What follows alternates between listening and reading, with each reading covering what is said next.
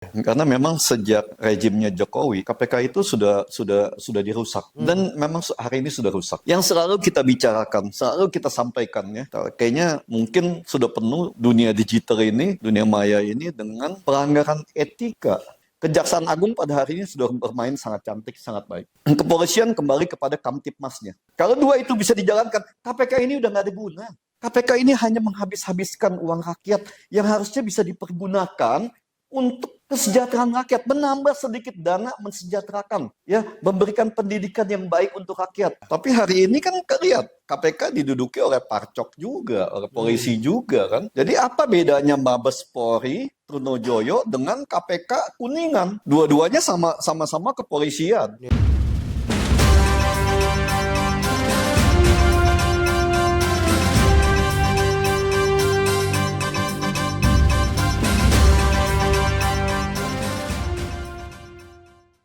Halo Sobat Otak, ketemu lagi dalam program Uta Bicara, talkshow-nya Uta 45 Jakarta.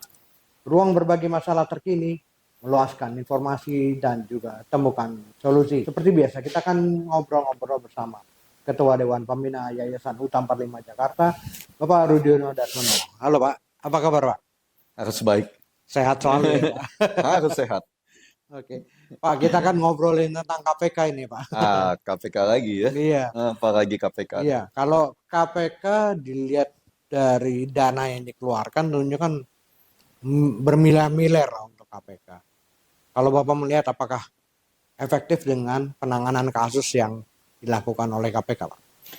Aduh, ya KPK ini nggak pernah selesai dengan persoalan internalnya sendiri. Iya. Karena memang sejak rejimnya Jokowi, KPK itu sudah dirusak dan memang hari ini sudah rusak. Yang selalu kita bicarakan, selalu kita sampaikan ya, kayaknya mungkin sudah penuh dunia digital ini, dunia maya ini dengan pelanggaran etika ya dan pelanggaran fungsi dari pembentukan atau tujuan dari pembentukan KPK itu sendiri. Sering kita sampaikan bahwa KPK ini dibentuk karena kegagalan polisi dan kejaksaan dalam memberantas korupsi yang dianggap pada masa Orde Baru itu sangat tidak kompeten lah penanganan korupsi oleh polisian dan kejaksaan itu. Maka dibentuk KPK sebagai lembaga ad hoc. Sebagai lembaga ad hoc dengan kekuasaan yang sangat luar biasa. Tapi hari ini kan lihat, KPK diduduki oleh Parcok juga, oleh polisi juga kan. Jadi apa bedanya Mabes Polri, Trunojoyo dengan KPK Kuningan? Dua-duanya sama-sama kepolisian,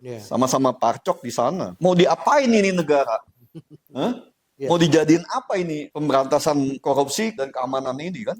Semua mau dikuasain, semua mau dipegang, tapi semuanya berantakan. Semua dijadikan alat-alat untuk pemerasan. Apa yang masuk KPK, lihat semuanya kejadian. Nggak ada yang beres. Ya, masuk KPK, krocok-krocok ditangkepin, ya sampai katanya ada tukang dagangan pun kaki lima itu masuk juga, ditangkap juga, atau dijadikan tersangka juga kasus korupsi. Nah, sedangkan yang bangsat-bangsat dan banditnya ini kan atasannya ini dengan sangat bebas, ya kan?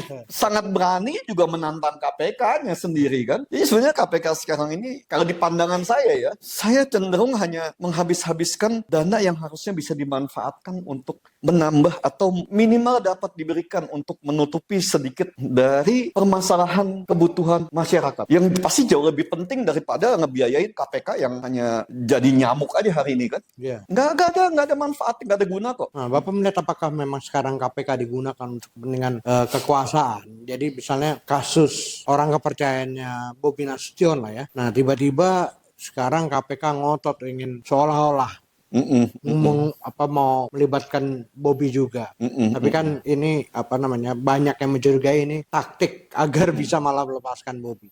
Ini Bapak melihat bagaimana, Pak? Nggak ada guna lah ya. Ini mereka hanya cari panggung seolah-olah bekerja. Mereka nggak akan berani. Tidak akan pernah berani menyentuh Bobi. Ini kan yang dibentuk mertuanya yang ngebentuk KPK sekarang ini kan. Iya.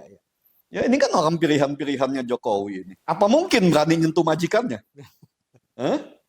Iya. Kan satu yang nggak masuk akal ya. Ya, jadi yang saya sampaikan, udahlah kalau Pak Prabowo masih sayang pada masyarakat bahwa jangan sampai dana-dana yang bisa digunakan untuk menambah kesejahteraan masyarakat yang sudah sangat terpuruk ini jangan dipakai untuk dihambur-hamburkan untuk atau membentuk sebuah badan yang memang atau mempertahankan sebuah badan yang udah nggak ada manfaatnya sama sekali. Jadi kalau dia bilang pemberantasan KPK berarti Anda tidak mendukung pemberantasan korupsi. Bukan nggak mendukung, tapi memang lembaganya udah tidak kredibel lagi untuk melakukan pemberantasan korupsi. Salah satu yang saya dengar juga kan kenapa KPK itu tidak bisa masuk Danantara. Karena Pak Prabowo tidak ingin Danantara diacak-acak oleh oknum-oknum di KPK ini. Yang ujung-ujungnya bisa dijadikan ajang pemerasan lagi Danantara yang seharusnya bisa dipergunakan untuk mensejahterakan rakyat. Jadi di situ udah biar kejaksaan yang bermain, Kejaksaan Agung yang menjaga di sana, yang melototin, mengawasi. Jadi KPK nggak usah makanya di situ di Danantara itu mereka dianggap bukanlah penyelenggara negara. KPK tidak bisa masuk kepada pejabat-pejabat atau orang-orang yang ada atau bukan sebagai penyelenggara negara. Makanya dibuatlah di situ aturan itu. Karena Pak Prabowo saya yakin dia nggak mau. Ya, Danantara yang dibuat untuk bisa mimpi kita untuk menyaingi Temasek atau minimal bermain seperti Temasek ke depannya, tapi nanti diganggu oleh oknum-oknum di dalam KPK ini.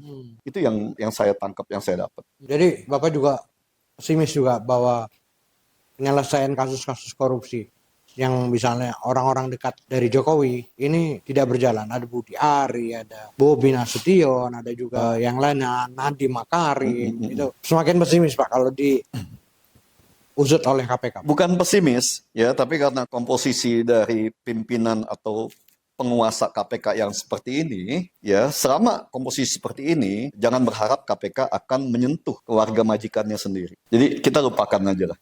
Ya, kalau untuk hanya kerocok-kerocok kan, kalau hanya nangkep kerocok gitu, berapa anggaran yang mereka harus, yang negara atau rakyat, ini kan uang rakyat kan, uang pajak ini mereka makan kan, ya, yang mereka makan ini kan uang rakyat ini, uang pajak rakyat ini, ya dihabiskan oleh mereka itu tidak akan seimbang, ya, atau tidak akan bermanfaat untuk bangsa dan negara itu, tidak seimbang, karena yang mereka bermain itu ya hanya di kerocok-kerocok aja, nggak ada gunanya juga, ya. Kalau untuk kasus-kasus politis malah kencang Pak, kayak misalnya Hasto pada kasus Harun Masiku. Itu bagaimana Pak Paul lihat? Ya saya karena itu masih lagi masuk ke dalam persidangan ya. Ya udahlah. Kita lihat aja, kita nonton aja kan. Ya tapi kan kalau saya nonton juga saya lucu aja, saya suka ketawa kan. Sebagai pendidik, sebagai orang yang berkecimpung di bidang hukum, saya melihat udah terlalu banyak lah dramanya. Ya, jadi terlalu banyak KPK ini hanya menjalankan pesanan-pesanan aja kan. Udah itu aja lah, saya nggak mau. Kan ya biar aja itu masuk di pengadilan, bagaimana nanti hakim yang menyidiknya, yang memutuskan itu kan. Jangan-jangan lembaga ini jadi lembaga yang bersifat politis gitu Pak, makin lama. Sekarang iya. Sekarang iya. Jadi nggak sepertinya, kalau sekarang rakyat melihat iya. Saya sebagai pendidik pun melihat ya nggak ada manfaat kalau untuk pemberantasan korupsinya sendiri nggak ada manfaatnya. Kita lihat berapa banyak kasus yang dengan segala macam alasan nggak diselesaikan. Kita gini loh ya, dalam proses hukum itu selesaikan, mau itu dibuktikan bahwa itu dihentikan, karena sekarang KPK kan bisa menghentikan kasusnya kan, ya, atau itu dilanjutkan, tapi itu diselesaikan. Kan banyak kasus-kasus yang dengan alasan karena kita kekurangan penyidik, tapi pergi ke tempat lain bisa. Yang ke satu ini yang sudah tinggal dilanjutkan tidak bisa. Cari lagi yang baru. Karena di sini mungkin udah nggak ada duitnya kan. Oh ini nggak bisa gue peras nih. Gue cari lagi yang baru deh. Kan bisa aja seperti itu. Kita nggak tahu kan. Ya hanya mereka dan Tuhan yang tahu lah. Kan gitu. Kalau Bapak ngeliat juga misalnya mantan-mantan ketua KPK, Abraham Samad, lalu juga banyak beberapa ini sekarang sudah menempatkan diri sebagai tokoh quote-unquote oposisi. Itu bagaimana Bapak melihat? Apakah memang ada kegalauan dari mereka? Kenapa ini bisa berubah lembaga KPK ini sendiri? Ya ini, karena pemilihan penguasanya itu ini, atau pilihan ya penguasa KPK dalam periodenya Jokowi ini sudah benar-benar sudah sangat tidak etis. Ya saya melihat sudah melawan nuraninya sendiri lah. Ya minimal tuh harusnya ya kita sebagai orang Indonesia. Tapi saya nggak ngerti juga sih ya. Karena yang saya selalu bilang, ya kita punya rasa malu lah gitu kan. Jadi kalau dibilang tidak menghargai, ya ini merusak martabat orang lain ini. Apa mereka masih punya martabat? Apa mereka masih patut dan wajib atau wajar dihargai? Kan itu aja. Kalau kita ingin dihargai, kita juga harus bisa menghargai satu orang lain, kedua jabatan atau amanah yang kita pegang. Amanah yang kita pegang pada hari ini itu dibiayai oleh masyarakat loh. Majikannya itu masyarakat. Tapi para bandit ini kan justru majikannya sendiri yang tidak salah, tidak punya dosa apa-apa, justru malah dikriminalisasi, dipermainkan, dijadikan korban. Ini bangsat-bangsat ini kan seperti itu. Ya, ini Indonesia pada hari ini. Kita susah bicara apa-apa kalau masalah hukumnya ya. Hukumnya masih sangat dikuasai oleh para bandit-bandit itu. Oke, kalau melihat keadaan seperti ini, Pak, apakah KPK-nya harus diperbaiki total atau dibubarkan? Gini, ya, saya nggak dalam kompetensi untuk apakah memperbaiki atau diperbaiki total atau gimana tidak. Tapi kalau saya melihat bahwa KPK itu adalah sebuah badan ad hoc yang dipergunakan untuk menggantikan perannya kepolisian dan kejaksaan yang dianggap gagal. Hari ini Kejaksaan Agung ya, yang saya bilang di bawahnya ini kan masih banyak juga ini permainan-permainan ya. Kejaksaan Agung pada hari ini sudah bermain sangat cantik, sangat baik. Kepolisian kembali kepada Kamtipmasnya. Kalau dua itu bisa dijalankan, KPK ini udah nggak ada guna. KPK ini hanya menghabis-habiskan uang rakyat yang harusnya bisa dipergunakan untuk kesejahteraan rakyat, menambah sedikit dana mensejahterakan, ya, memberikan pendidikan yang baik untuk rakyat, memberikan kesehatan yang baik untuk rakyat, dibanding untuk membiayai sebuah lembaga yang nggak bermanfaat lagi. Itu yang seharusnya kita pikirkan itu ya. Jadi efisiensi itu jangan hanya manipulatif gitu kan. Satu kita bicara efisiensi, satu kita bicara tentang pemborosan yang gila-gilaan gitu kan. Ini yang kadang-kadang nggak match juga di mata para pendidik ini kan. Di mata dunia pendidikan lah minimal. Nah, tapi apakah masih ada sedikit harapan? Ini terakhir nih. Apakah masih ada sedikit harapan untuk memperbaiki permasalahan korupsi? Gini, kalau harapan yang selalu saya sampaikan sama kamu ya, dan kepada teman-teman juga dari setiap wawancara kan, sebagai pendidik, sebagai seorang akademik ya, kita nggak pernah boleh putus harapan ya. Selama kita masih punya harapan, selama itu pula kita masih punya kesempatan untuk hidup lebih baik. Ya, jadi kita jangan sampai kita bikin masyarakat juga atau kita minimal kita sendiri itu patah harapan. Pak Prabowo dengan gayanya sendiri sudah kalau di pandangan saya ya sudah bermain sangat baik. Ya, program-programnya sangat baik.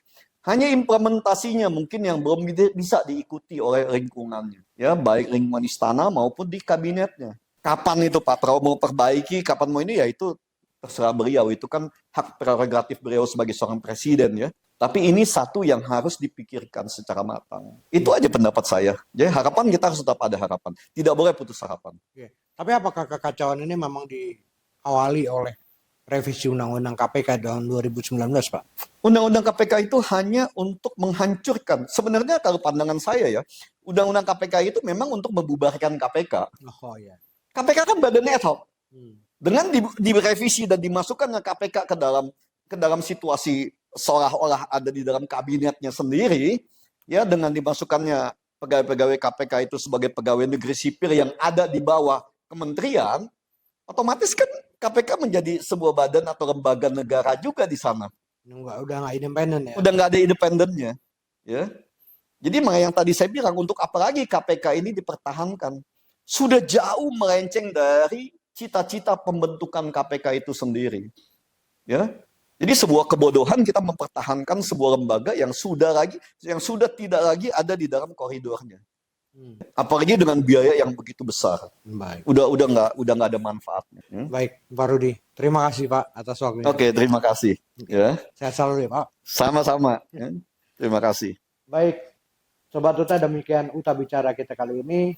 Talkshow-nya UTA 45 Jakarta, ruang berbagi masalah terkini, meluaskan informasi dan juga temukan solusi. Jangan lupa subscribe, like, komen, dan juga share di media sosial kalian. Bye!